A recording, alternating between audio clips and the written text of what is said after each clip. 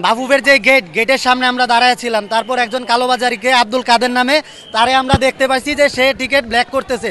তারপর আমরা করলাম কি যে একজন ফোনটা গোপনে ভিডিও অন করলাম, অন করে আমরা কথা বলতেছি তার সাথে যে ভাই আমরা টিকিট লাগবে, টিকিট কত করে কেমনে কি।